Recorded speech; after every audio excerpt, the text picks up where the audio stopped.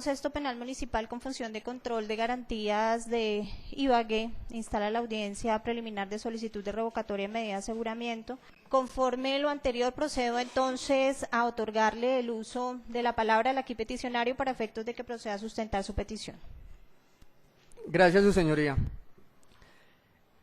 Solicité la realización de la presente audiencia de revocatoria de medida de aseguramiento prevista en el artículo 318 de la ley 906. Es necesario que un honorable juez control de garantías evite que una persona inocente siga privada de la libertad por un señalamiento cuyos argumentos que lo sustentan solo existen en el mundo de la imaginación. Como lo voy a exponer aquí a través de la presentación de información legalmente obtenida en un proceso disciplinario que permiten inferir razonablemente que han desaparecido los requisitos que establece el artículo 308 que invocó la Fiscalía en su momento y que se expondrán como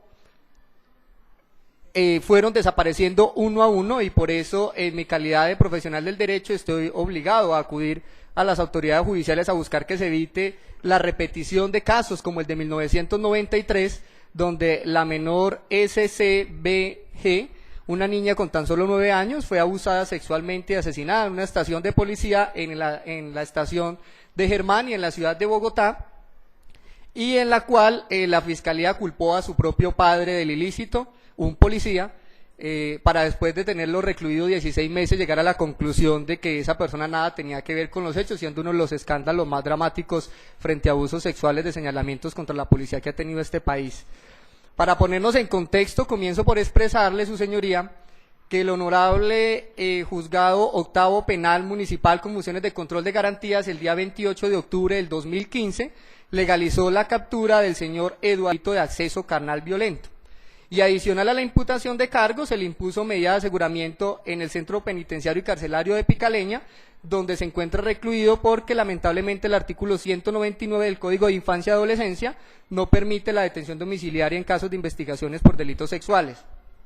Para sustentar esa medida que se decretó ese 28 de octubre del 2015, la Fiscalía expresó que se cumplían los requisitos del artículo 308 de la siguiente manera. La obstrucción a la justicia. Al respecto presentó 1. El informe fotográfico para mostrar el colegio y evidenciar que tiene dependencias unas alejadas de otras. Eso fue lo que se concluyó del informe fotográfico que se presentó, cuando todos los colegios oficiales tienen esas características, es decir, que tener un colegio grande no es plena garantía de obstrucción a la justicia. El segundo elemento que presentó la Fiscalía ese 28 de octubre fue la entrevista del padre de la menor, que dice que el 26 de octubre del 2015 se enteró de la ocurrencia de los presuntos hechos, y quien dice que ese 26 de octubre le dijo que no le habían contado del presunto abuso sexual que había presuntamente ocurrido 24 días atrás por amenazas que había recibido su hija. Es decir, que es un testigo de oídas que realmente no le consta que existan las amenazas, pues ni estuvo presente el día de los presuntos hechos y duró 24 días sin darse cuenta de tan siquiera el más mínimo cambio de comportamiento de la menor u otra situación similar que lo alertara de alguna presunta novedad. Por ende, ello no es prueba fehaciente de que haya obstrucción a la justicia. El tercer elemento que presentó Fiscalía ese día es la entrevista del auxiliar de policía Daniel Acuña, que dice que el 26 de octubre fue amenazado con un traslado por el policía, es decir, que 24 días atrás había surtido esa amenaza. Lo que significa entonces que así será de peligrosa la obstrucción de la justicia de la presunta amenaza, que no es ni de muerte ni de causar lesión, sino del traslado a quien curiosamente era el único auxiliar de policía de ese colegio, NUCEFA, y quien se licenciaba en menos de un mes, porque dejó de ser auxiliar el pasado 21 de noviembre de 2015, como correré traslado al final de mi intervención de la constancia que así emite el colegio Nuestra Señora de Fátima de la Policía Nacional. Es decir, que la Fiscalía ese día 28 de octubre señaló que la amenaza que estaba recibiendo el testigo era un traslado, cuando el auxiliar no le quedaba menos de un mes en la prestación de servicios, lo que hace que un traslado realmente no pudiera considerarse como alguna intimidación de algún tipo. El cuarto elemento que presentó Fiscalía para determinar la obstrucción a la justicia fue la entrevista del teniente Edison Duque Valencia como rector del colegio NUCEFA, que dice el 26 de octubre del 2015 que se enteró de la ocurrencia de los presuntos hechos a través de la psicóloga del colegio, que ella le comentó que estaba ocurriendo una novedad mientras se tomaban una aromática en el centro. Ese fue el argumento de Fiscalía, y pues con todo respeto y sin el ánimo de herir susceptibilidades, a menos que la aromática estuviera envenenada y el veneno lo hubiera echado López, ya no veo cómo puede tomarse como obstrucción a la justicia el hecho de que el rector del colegio se enteró casi un mes después de los presuntos hechos y que se enteró de eso en una cafetería tomándose una aromática. El quinto elemento que presentó la Fiscalía para argumentar su obstrucción a la justicia es el acta de inspección a lugares que se realizó al colegio el 26 de octubre del 2015, o sea, 24 días después de los supuestos hechos. Si el CTI, su señoría, pudo ir al colegio sin ningún problema a inspeccionar el lugar, sin el más mínimo inconveniente, pese a que López ese día aún no estaba capturado, no veo qué tipo de obstrucción a la justicia pueda invocarse con un informe de ese tipo de inspección a lugares que se realizó casi un mes después de la ocurrencia de los hechos y donde el señor López Pinilla no realizó la más mínima conducta que pudiera interpretarse como una obstrucción a la justicia para la realización de ese tipo de actividades. Al minuto 58:10 del audio de la audiencia concentrada, la Fiscalía dice entonces que con esa sola presentación de esos elementos ya queda debidamente probada la obstrucción a la justicia, lo cual obviamente no es cierto, como brevemente aquí lo he indicado. Al respecto, empiezo por destacar que al minuto 04:45 del audio de legalización de la captura, al que he hecho referencia, se expuso claramente por parte de la Fiscalía que tan pronto el señor López Pinilla tuvo conocimiento de que existía una orden de captura en su contra, su decisión no fue otra que presentarse voluntariamente de manera inmediata ante el Cuerpo Técnico de Investigación CTI para que la hiciera efectiva. Siendo entonces ese el primer escenario que prende las alarmas de si en realidad es necesaria, adecuada y proporcional la imposición de una medida de aseguramiento para quien en vez de salir a esconderse o correr a buscar a la supuesta víctima o correr a buscar al testigo estrella del proceso, es decir, al auxiliar, a ver qué pasó, qué fue lo que dijeron o qué situación es la que generó la captura, sale corriendo pero a la Fiscalía a dar la cara, porque como bien lo dice el adagio popular, el que nada debe, nada teme. Entonces recalco que como la propia Fiscalía, al minuto 4:45, dejó claro en esa audiencia de legalización de captura que fue el mismo señor López Pinilla quien se presentó ante las autoridades para que hicieran efectiva esa orden de captura. Seguidamente manifiesta la Fiscalía que el procesado representa un peligro para la comunidad y la víctima e invoca el peligro futuro, porque el policía López en ese momento trabajaba en el colegio de la Policía Nacional en Ibagué y que por ese solo hecho ya existía riesgo, pero adicionalmente con el propósito firme de convencer al honorable juez control de garantías de la necesidad de la medida, resulta afirmando la Fiscalía a minutos 59:45 del audio que se habían presentado más violaciones de otras niñas, lo cual no es solo un hecho desleal por parte del ente investigador, quien sin el más mínimo elemento material probatorio de esos supuestos casos anteriores hizo ver a López Pinilla ese día en la audiencia concentrada como el garabito de la policía con tal de obtener la medida de aseguramiento, y a raíz de esa afirmación tan escandalosa, la propia Policía Nacional, luego de todas las publicaciones que hizo prensa con esas afirmaciones de la Fiscalía, decidió retirar del servicio activo de la Policía Nacional al subintendente en facultad discrecional, pues fue presentado prácticamente como un violador en serie en esa audiencia concentrada. Adicionalmente, la Fiscalía ese 28 de octubre del 2015 afirmó que la conducta es gravísima y afirmó que se produjo un daño físico a una menor de edad cuando el dictamen de medicina legal muestra que la presunta víctima no tiene ni siquiera un rasguño, es más, textualmente dice que posee himen íntegro, pese a que la menor aduce haber sido penetrada con violencia, sin condón y sin lubricante. Y aquí también correré traslado, su señoría, de la copia del dictamen, y dice la Fiscalía adicionalmente que se causó un terrible daño psicológico porque ese 2 de octubre, presunto día de los hechos, le manifestó al auxiliar de policía, la menor, que no quería vivir más, que ya no quería volver a ese colegio, que estaba muy triste, que no quería estudiar, que estaba desconsolada, que se quería morir, dijo la Fiscalía en esa audiencia concentrada. Es decir, entonces, que la menor adoptó una conducta suicida, cuando aquí expondré cómo la misma menor que quería morir siguió yendo a clases con total normalidad y hasta participó de una actividad deportiva y hasta lideró equipos de trabajo académico en el aula de clase, etcétera. O sea, una actitud que no es precisamente la de alguien que supuestamente acaba de ser golpeada, violada y amenazada. Por último, la Fiscalía, para lograr que se aplique la medida, habla de la pena imponible, invocando el artículo 205 con agravantes que hacen partir la pena en 18 años y expone a minuto 1:01:50 de la audiencia concentrada que el policía López Pinilla seguirá incurriendo en la conducta delictiva porque por ser docente del colegio de la policía así lo deduce, y entonces que se aprovechará de esa autoridad educativa para seguir violando a adolescentes con amenazas, es decir, su señoría, que según esa afirmación de la Fiscalía podría concluirse que el monstruo de Monserrate quedó en pañales parado al lado de López Pinilla, quien paradójicamente en sus más de 8 años en la Policía Nacional jamás ha sido investigado ni siquiera por llegar tarde a una formación, ni por trato descortés, ni por motivo alguno. Con decirle a su señoría que no le figuran ni siquiera multas de tránsito, y ese excelente comportamiento que siempre ha tenido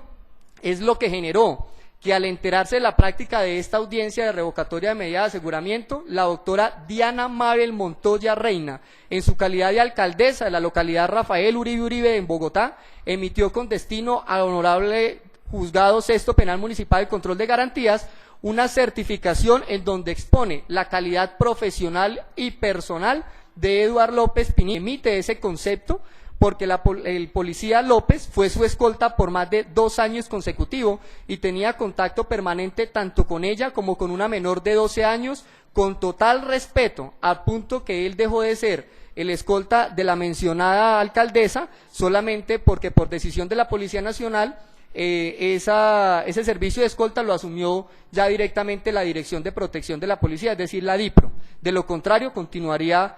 como escolta de la mandataria. Pongo de presente ahorita en el traslado la constancia que he mencionado a su señoría para que empecemos a darnos cuenta que la Fiscalía está cometiendo un nuevo error judicial de esos que tantos millones le cuesta al Estado cuando tiene que pagar demandas de reparación directas por casos como este. Como si lo anterior no fuera ya suficiente, la Fiscalía utilizó el contenido del artículo 311 para afirmar que la menor corría peligro por las agresiones físicas que ya le habían causado y que podría llegar a matarla.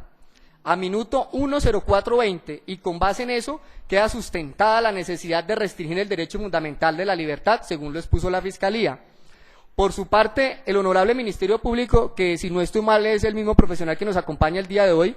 dado a que la defensa de oficio llegó sin el más mínimo elemento a su favor, no tuvo otra opción que apoyar la imposición de la medida de aseguramiento, pero a minuto 1:25:30 de la audiencia concentrada sí manifiesta que se denota un posible montaje en contra de López Pinilla por presuntamente haber descubierto a la menor besándose con un auxiliar en cercanías a un alojamiento,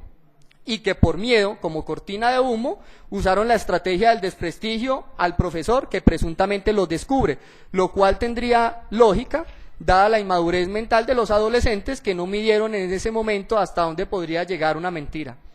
En esa audiencia de imposición de la medida y ante la manera como se expuso por parte de la Fiscalía Séptima Caibas el caso, el abogado de la defensa manifestó textualmente que no se oponía a la medida de aseguramiento, y ante ese hecho de no encontrar oposición de la medida, ni siquiera por parte del defensor de oficio, el señor juez octavo no tuvo otra opción distinta que dictar la medida de aseguramiento, en la que mucho menos hubo recurso de apelación.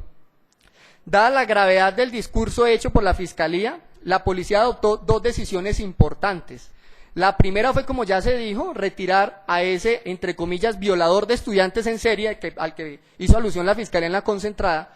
que se inscribió ese 28 de octubre ante la justicia, porque como la Fiscalía adujo que la menor LAG no era la única, sino que habían otras menores violadas con anterioridad en el colegio por el mismo López Pinilla, al tiempo que sumaba al escarnio público que hizo la prensa con esos fragmentos de la audiencia. Pues la institución se lavó las manos y utilizó la facultad discrecional para retirar a López Pinilla de la Policía Nacional, como lo hizo precisamente a través de la resolución 05453 del 7 de diciembre del año 2015. Que con su venia también pondré de presente su señoría y con la cual desaparece la base sobre la cual se impuso la medida de aseguramiento. Es decir, que la Fiscalía el 28 de octubre pidió privar de la libertad a López Pinilla porque por ser un policía profesor seguiría asistiendo al colegio lugar de los presuntos hechos, y ahora el edificio llamado medida de aseguramiento se quedó sin ese soporte base porque el señor López Pinilla ya dejó de ser policía, por ende dejó de ser docente. Y por consiguiente, nada tiene que hacer en el Colegio de la Policía Nacional y por ende, al desaparecer ese factor de riesgo que se invocó por parte de la Fiscalía, debe desaparecer también la medida, porque en analogía con el derecho administrativo, lo accesorio corre la suerte de lo principal, pero ese no es el único factor para estar sentados aquí en la audiencia pidiendo la libertad de mi defendido. Porque la otra decisión que tomó la Policía Nacional fue aperturar el proceso disciplinario contra López Pinilla, en la cual se han practicado una serie de pruebas que me obligan, no es si yo quiero, sino que la información allí recolectada me pone contra la pared para cumplir de manera anticipada con mi obligación de ayudar a que se haga justicia por lealtad con la propia Administración de Justicia.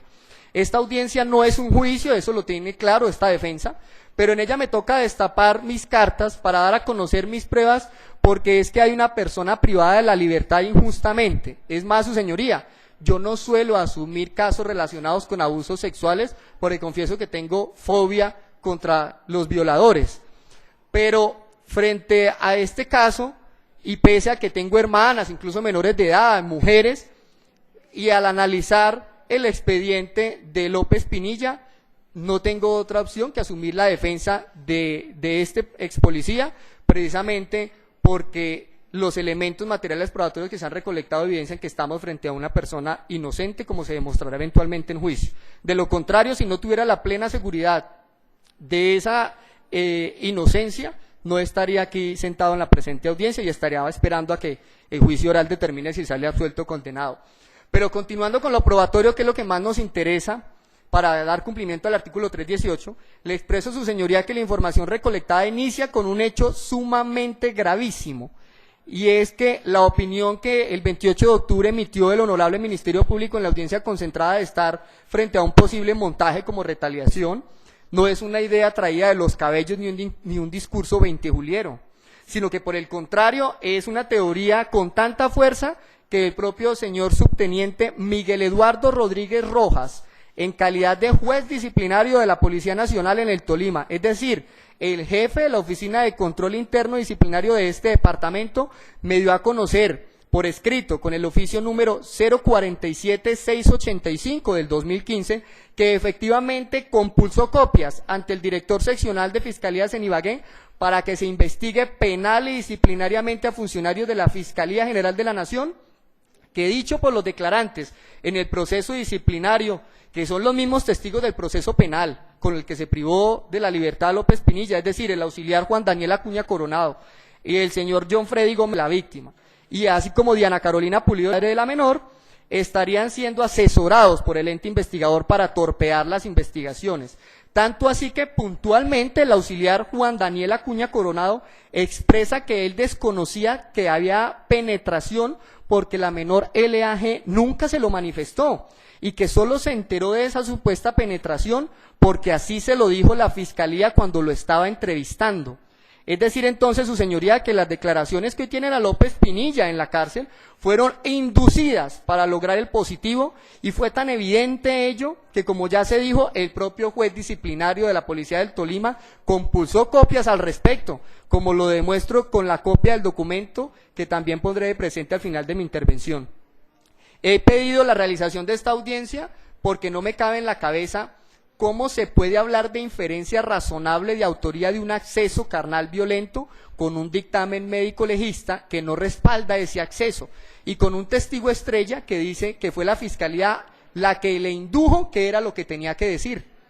Ahora bien, su señoría, en aras de exponer que es necesario revocar la medida de aseguramiento y por consiguiente ordenar la libertad de Eduardo Arleilo, no significa que en esta diligencia se esté hablando de su culpabilidad o de su inocencia, sino de la necesidad de revocar una medida que deja de ser necesaria. Me permito poner de presente los siguientes elementos materiales probatorios. La declaración del auxiliar de policía Juan Daniel Acuña Coronado, rendida bajo gravedad de juramento el día 11 de noviembre del 2015, quien siendo el testigo estrella de la Fiscalía resulta expresando que él se citó con la menor LAGP para besarse con ella a una distancia de 3 metros de la entrada del alojamiento donde precisamente duerme el auxiliar, y que eso fue sobre las 18 horas. Y afirma en ese momento que ya la ceremonia había terminado, es decir, a las 18 horas. y que ya se había ido todo el mundo del colegio, cuando el propio profesor de la banda de musical encargado de la ceremonia demuestra que la salida de los últimos asistentes se dio sobre las 19:00 horas, es decir, sobre las 7 de la noche, una hora después de lo que afirma el auxiliar. El auxiliar afirma que fueron sorprendidos en pleno beso por el policía López Pinilla, y que entonces el señor López se quedó con la menor a solas regañándola, y que ella al final de eso le contó que él la puso a hacer sexo oral, aunque en la declaración expone que se demoró entre 25 y 30 minutos con la menor a solas, es decir, que una violación de media hora, sin que nadie los vea, entre las 6 y las 6:30, sin que nadie oyera nada, y sin que el colegio estuviera del todo solo, y en media hora lo único que hizo fue sexo oral. Ese señalamiento del ilícito sin duda se cae de su propio peso, máxime cuando al preguntársele al auxiliar sobre si la menor tan siquiera olía a semen en la diligencia disciplinaria, la respuesta es que no la vio untada de nada, ni oliendo a nada, ni golpeada, ni sangrando, ni vomitando, como sería lo normal ante un acoso natural, un asco natural de sexo oral por primera vez en su vida, entre otros aspectos que se profundizarán en un debate muy enérgico que realizaré al respecto en el juicio oral. Traigo a colación, su señoría, la declaración del auxiliar porque con ella se puede empezar a deducir el perfil comportamental de la presunta víctima, que lamentablemente no es precisamente el más adecuado, pues el propio auxiliar Acuña expone que se conoce con la menor porque fue ella quien lo contactó por redes sociales cuando vio que él era policía. Ella fue la que le pidió el número de celular y que incluso se encontrara en la puerta del alojamiento donde duerme el auxiliar, porque ella lo retó a que se besaran sin importarle que están en proximidades de la cama donde duerme la persona a quien reta a besarse. El auxiliar expone además en su declaración bajo juramento que incluso mientras se besaban él tenía las manos de él sueltas, mientras que la menor LGAP lo agarraba de la cintura. Y como si ello no fuera suficiente, el auxiliar expone que con la menor sostuvieron otras citas, incluso en pasillos del colegio y hasta en un salón de clases cuando el auxiliar le correspondía ayudar con el aseo, pero además afirma que la menor tiene una relación amorosa con otro policía. Eso lo dice el auxiliar. Esa declaración, como lo había anunciado inicialmente, pone en conocimiento cómo llegó la Fiscalía en la audiencia concentrada a obtener una inferencia razonable y es sin el ánimo de herir susceptibilidades manipulando testigos, y no lo digo con el ánimo de arremeter contra el ente investigador, sino porque de manera textual en la declaración de Acuña se lee lo siguiente, abro comillas: en ese momento la investigadora del CTI preguntó que si el subintendente la había penetrado, yo le dije que no, y ella me dijo que la menor había dicho que sí lo había hecho, cierro comillas. Y frente a eso pregunto, ¿cuál es el objetivo de decirle a un testigo en una diligencia que ha dicho la presunta víctima? Sin duda no hay que ser brujo para eso, su señoría, se trata de una inducción de respuestas y así con ese actuar cualquiera obtiene la inferencia razonable y así salvarse de ir a parar a una cárcel es imposible, porque mientras la declaración del testigo no sea libre y espontánea, no estamos en nada, menos si antes de rendir declaraciones el testigo lo llama el papá de la menor, como también se lee en la declaración de la que correré el traslado, y vuelvo a abrir comillas. Antes de venir a esta diligencia, hablé con el papá de la menor y este me dijo que si necesitaba algún abogado o algo, o alguna ayuda para no salir emproblemado, que ya que yo no tenía la culpa, que tranquilo, que me tranquilizara, cierro comillas.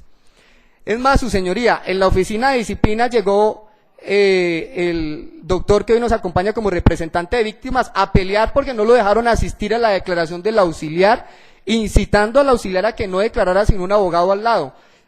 De profesional, que aquí obviamente compruebo que precisamente pues es el abogado de la familia de la menor y pretendía ser entonces el mismo abogado del testigo estrella, ante lo cual obviamente por no ser sujeto procesal y por ser el auxiliar simplemente un declarante y no investigado, no se le permitió que tuviese abogado al lado, menos si se lo pagaba la familia de la menor, porque ello intimidaría y afectaría la declaración espontánea del auxiliar, que como ya se recalcó, resultó hasta exponiendo de manera libre la irregularidad con el CTI, que generó precisamente una compulsa de copias por esa mala fe del ente investigador, que por ende hace necesario que solicitar que se revoque la medida de aseguramiento por ser el extremo menos dañino en este caso, y porque la privación de la libertad debe ser excepcional y no aplicarse mecánicamente cada vez que se señale a algún ciudadano como autor de una conducta sexual.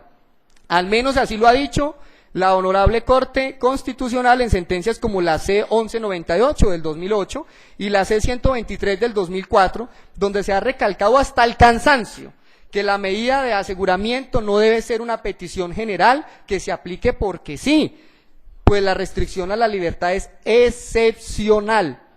Aporto también al final de mi intervención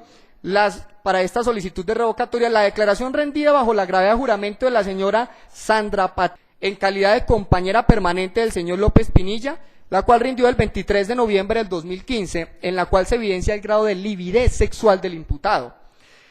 el cual, dicho por su propia esposa,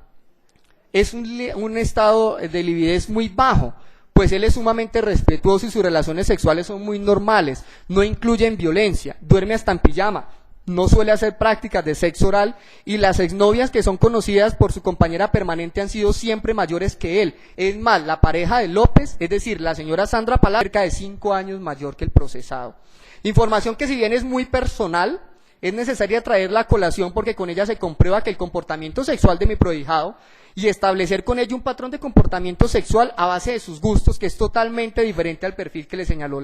la Fiscalía en la audiencia concentrada. También traigo para esta diligencia la declaración del 12 de noviembre del 2015, rendida por el profesor de música Juan Felipe Rodríguez Sierra, quien no solo expone que ese día se adelantó un evento de banda marcial, sino que además manifiesta que el imputado López Pinilla estuvo a su lado y al lado de su familia durante todo el evento hasta alrededor de las 7 p.m. Con esa declaración se hace imposible que hubiese podido ocurrir un acceso carnal violento en el colegio a las 6 de la tarde, porque los tiempos aducidos por la menor y por el auxiliar estrella de este proceso como testigo se caen de su propio peso. Porque, ¿cómo es que se reconoce por parte de la menor y del auxiliar que se andaban besando en cercanías de un alojamiento a las 6 de la tarde, cuando el propio encargado del evento, el profesor Juan Felipe Rodríguez Sierra, dice, pero cómo si resulta que el señor subintendente López no solo fue el maestro de ceremonia, sino que estuvo conmigo y con los miembros de mi familia que me acompañaron, porque el profesor ese día iba a ser condecorado hasta las 7 de la noche.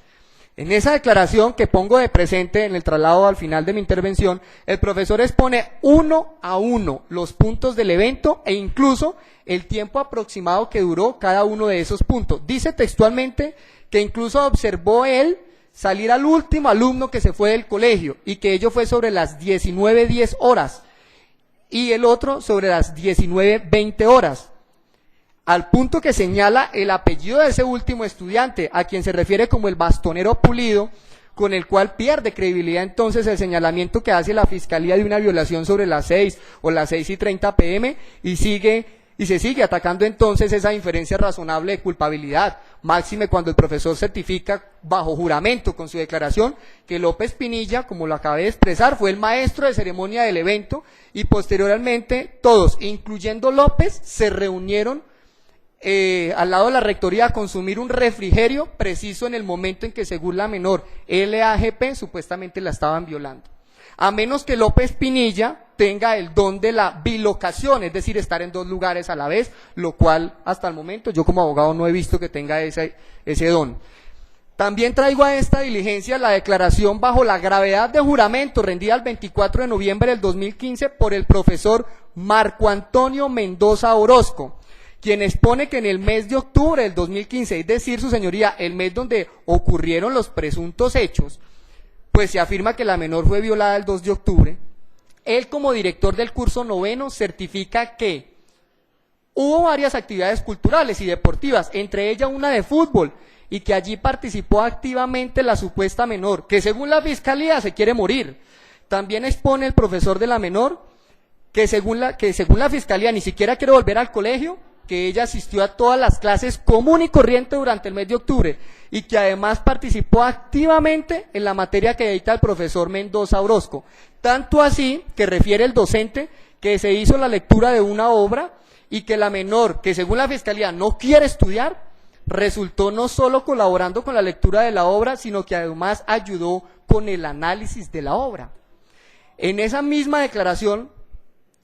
la menor a la que la Fiscalía aduce que ha sido objeto de un gravísimo, pero gravísimo daño psicológico, que la tiene deprimida y destrozada emocionalmente, el profesor de español, que además es el director de curso 9 a la que pertenece la menor, expresa que jamás la vio llorando, ni la vio deprimida, ni la vio histérica, ni le notó algún tipo de alteración emocional, pero además el profesor contraría la teoría de la Fiscalía y afirma bajo gravedad de juramento que en ese lapso de tiempo, es decir, el mes de octubre del 2015, la menor LAGP, abro comillas, siempre estuvo participativa, alegre, con la disposición de tocar su lira, siempre sonriente con sus compañeros, cierro comillas. Con todo respeto, su señoría, no se necesita ser un psicólogo para conocer que ese no es el comportamiento alegre, ese comportamiento alegre no es el que precisamente ha de tener una menor de 14 años virgen a la que la golpean, la penetran, la pueden hacer sexo oral y fuera de eso la amenazan. Sin duda alguna, aquí la violación no existió, o al menos la inferencia razonable de la ocurrencia del hecho ya no es tan razonable como cuando la Fiscalía presentó el caso en la audiencia concentrada el 28 de octubre. Ahora bien, en la declaración del profesor Marco Antonio Mendoza Orozco, el docente certifica, bajo la gravedad de juramento, que jamás ha notado actitudes anormales entre López y los estudiantes. Es más, incluso manifiesta que el señor López es más bien cortante con el personal estudiantil.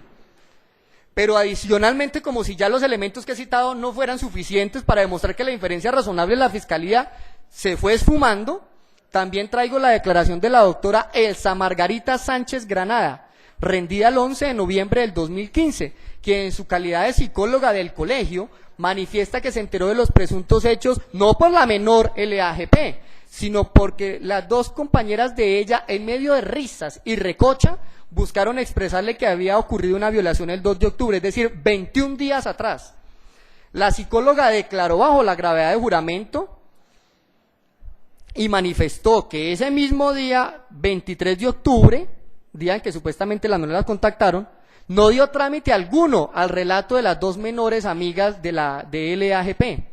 porque precisamente el relato recepcionado no gozaba de credibilidad. Es más, su señoría, al pedírsele que indicara de escala de 0 a 10, donde 0 es nada de credibilidad, y ese es el máximo de credibilidad, la doctora Elsa Margarita expresó que el grado máximo de credibilidad que ella en sus 21 años de experiencia, no es una psicóloga recién graduada, sino que tiene 21 años de experiencia como psicóloga, de 0 a 10 le daba a ese relato un 2, máximo un 3, en escala de 0 a 10. Al respecto, vale la pena notar que en la declaración se le preguntó a la citada psicóloga si tiene experiencia en el manejo de casos de violencia sexual, y manifestó que sí la tiene, que ha conocido alrededor de 4 casos reales, al tiempo que conoció un caso de falsa denuncia de abuso sexual. Ello se trae a colación porque no solo la declarante tiene más de 2 décadas como psicóloga, sino que además tiene la experiencia de haber conocido casos reales y casos falsos de abuso sexual. Y es por ello que su calificación de máximo 3 en una escala de 0 a 10, a la hora de evaluar la credibilidad, es una muestra que la inferencia razonable con la que se impuso la medida de aseguramiento ha quedado sin argumentos realmente sólidos. Y no porque yo lo diga aquí, sino porque así se desprenden las declaraciones recepcionadas, repito, bajo gravedad de juramento. Sorpresivamente a los testigos sí declararon de manera libre y espontánea, porque no hubo nadie que le dijera al testigo, a ninguno de los testigos, que la menor estaba diciendo que sí había sido penetrada para inducirle la respuesta a los testigos, como ocurrió presuntamente con la Fiscalía, y por eso le generó la compulsa de copias correspondiente, incluso generó que el señor procurador, si bien hace presencia manifestando que hubo una solicitud de intervención por parte de las víctimas, yo tengo un oficio, el número 01423 del 4 de febrero del 2016, donde precisamente el doctor Roman Carvajal Hernández, en calidad de funcionario de la Procuraduría Delegada para el Ministerio Público en Asuntos Penales, me informó precisamente que se iba a ejercer una vigilancia especial sobre este caso, pido la intervención de la Procuraduría ante ese vergonzoso hecho de que un testigo, el Estrella, resulte diciendo que la información de una penetración en un caso de acceso carnal fue informada por el CTI al momento en que les encontraba rindiendo la declaración. Al punto que fui llamado a través de citación del 9 de febrero del 2016 a rendir entrevista dentro del proceso número 73001-6432-2016 00221, que adelanta la Fiscalía Delegada por el punible de asesoramiento ilegal, del artículo 421 por la denuncia que presenté contra fiscales seccionales de Caiba y contra Uri y Ibagué por establecer, elevada directamente ante el doctor Eduardo Montealegre para que se investigue esa conducta irregular, porque no puede concebirse que en un sistema garantista como el penal las respuestas del testigo estrella prácticamente sean inducidas por el ente investigador. No se hizo en la denuncia señalamiento alguno con nombre propio porque el auxiliar en esa audiencia, en esa diligencia disciplinaria no lo recordaba, pero sin embargo, sumado a la compulsa de copias que hizo la propia Oficina de Control Disciplinario, adicionalmente yo presenté la denuncia formal. Lo que no quiere decir que la Policía Nacional esté favoreciendo al señor Eduardo López, porque por el contrario, por facultad discrecional lo retiró del servicio activo. Existen, su señoría, adicional a las que he mencionado, otras declaraciones tomadas también bajo la gravedad de juramento, que siguen confirmando lo que aquí he expuesto, pero ellas serán presentadas en la audiencia de formulación de acusación a la que ya fuimos citados, pero que la honorable Fiscalía pidió aplazamiento de la diligencia, pero pues considero necesario no llenar aquí esta diligencia de una mayor cantidad de declaraciones que no hacen otra cosa que reforzar las que ya aquí he resaltado, que vienen siendo las más importantes. Como ya lo he dicho, su señoría, precisamente esto no es un juicio oral, a que es inocente, es decir, si se le revoca la medida, no se está mandando un mensaje a nadie de que la persona es inocente, pero pues lo que sí se busca es que se pueda defender desde la libertad, porque precisamente esa inferencia razonable ya ha desaparecido o como mínimo quedado en duda, y por tal motivo hay que optar por el extremo menos dañino, que sería garantizar la libertad, porque se supone que en Colombia es principio del derecho a la presunción de inocencia y no la presunción de culpabilidad. Entonces, teniendo en cuenta que esto no es un juicio oral, considero que los elementos materiales probatorios que he traído, que son más que suficientes para que un verdadero Estado social de derecho revoque la medida de aseguramiento que cobija a López Pinilla, porque la misma se hace innecesaria, porque ni mi prohijado estaba obstruyendo la justicia, por el contrario, como lo dije en un comienzo, se presentó ante las autoridades, ante el propio CTI, aún sabiendo que lo iban a capturar. Adicionalmente se dictó la medida con base en el hecho de que como el policía era un policía y adicionalmente era docente en ese colegio, se generaba un factor de riesgo para la comunidad académica. Y ya López Pinilla ni siquiera es policía y adicionalmente, pues por obvias razones, tampoco es docente. Y frente a eso, su señoría, considero que efectivamente se ha traído a esta audiencia elementos que sin duda alguna